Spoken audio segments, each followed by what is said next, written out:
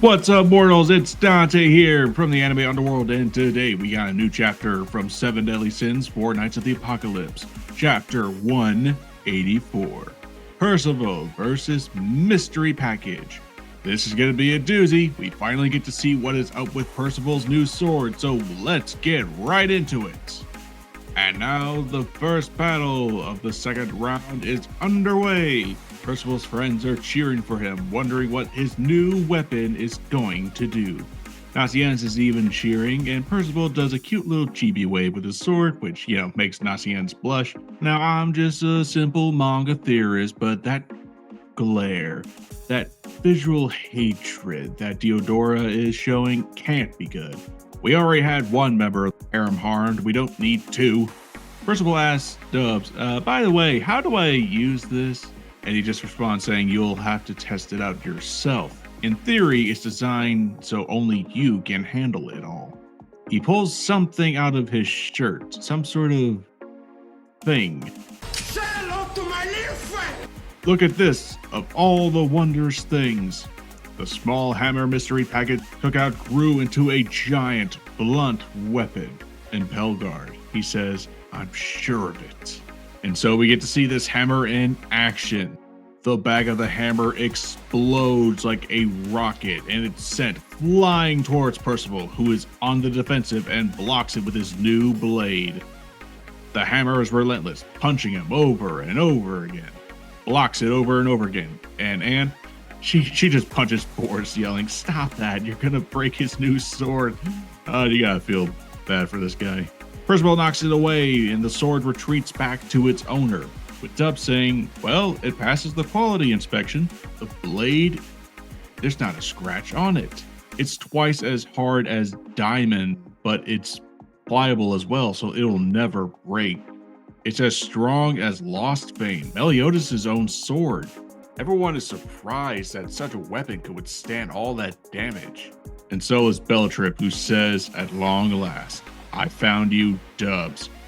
Oh boy, well, he finally recognized someone, although in retrospect, Gawain should have given him one of those, bracelet ring things that she gave the others so Belgard wouldn't, recognize them. But then again, Dubs did also say he was going to send the weapons to them in a, coffin. So maybe this is some sort of weird payback. I have no idea, but either way, this is going to be trouble. Percival is admiring his new sword, but Dubs says, don't relax yet. We still have to test its abilities. The hammer turns around, opens its mouth, and kaboom, it sends out a barrage of volcanic attacks. But what do you expect from Percival? He's on the defensive like flies on honey. Percival's looking to strike each of the balls of fire down, and then deflect it right into the crowd. Oh no, run guys, run. Percival, you probably set someone on fire. And the blade? Percival notices that it feels weird. There's something going on with the sword. It's gathering the heat at the tip of the circular blade, and it's revolving around it. But while he's distracted, the hammer is sent flying at him. 𝐼𝐶𝐬𝐻 screams his name, and we see it. Percival uses his sword and slashes the hammer away. With the flames he'd gathered, everyone is in shock as Dubs explains, and there we see one of Force Circular's traits. The magic ring on its tip amplifies the element of an incoming attack and runs it across the blade. It's called Moose, but it isn't something you could just do. It's only possible for a life spirit like you, someone with the power of eternal return, the endless cycle of life and death. Okay, so we get to see one of the new abilities this sword can do. Fans have been wondering what the heck this sword is going to be capable of for a life spirit. I mean, what do you give someone whose power is life and death? And so far, it can gather elements onto the tip of the blade and use it against them. Sort of like full counter-ish. The crowds cheer, as well as a Venom, but also as his sword. His sword is a menace, but so is Percival himself. He melted that hammer like a stick of butter. Percival swinging his sword around, saying he's really starting to like this. It's so free and easy to use, like it's part of his own body. But before he can get comfortable, it's time to test out its other abilities. Dubs wraps his arm around his head and says, Wonderhood, with Percival charging in, but before he could attack, he is lifted into the air by, you guessed it, Dubs the Giant. Dubs is now, oh man, he's big. I wonder if he's bigger than Deanne now. Apparently this is part of the hood, with Percival saying it can make your body really big too. Kind of weird for a giant. But Dubs says it's not just my body. He then flings Percival down to the ground and starts to smack him around like a tiny insect. The tables have turned. Will the giant mystery package overwhelm him? And is cheering, just don't beat him, you gotta let Percival win. But Percival, he notices that the flames around his sword are gone. But instead, he has a new idea. He starts calling upon the life spirit energy into the blade, and it starts to flow, magnifying. But while he's distracted, Dubs squishes him like a bug, or I guess a Looney Tunes villain. That's gonna leave a mark! And now he's flattened like a pancake. But what's this? He's not. Percival is lifting the massive weight with just one arm. An aura is gathered around Percival and he yells, tossing Dubs down to the ground. Everyone is in shock. Dubs is hurt, but he teases off saying, you're a fast learner, huh? Percival aims his blade at Dubs' head, saying, here, I thought infusing it with the life spirit force would just heal anyone I hit with it.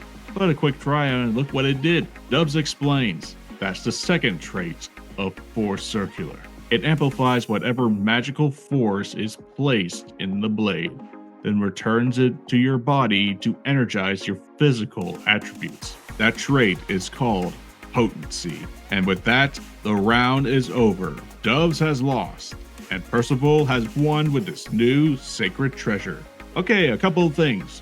1. Bellatrip now knows that Dubs is now in Anapwin, and worse, he just showed his face, so that's kind of... Really can't say that word anymore. And 2, I'm really liking this weapon. I had no idea what Dubs was going to get this thing. What we saw with the sacred treasures of the 7 deadly sins, it was no doubt going to be overpowered, but how is it going to fit Percival?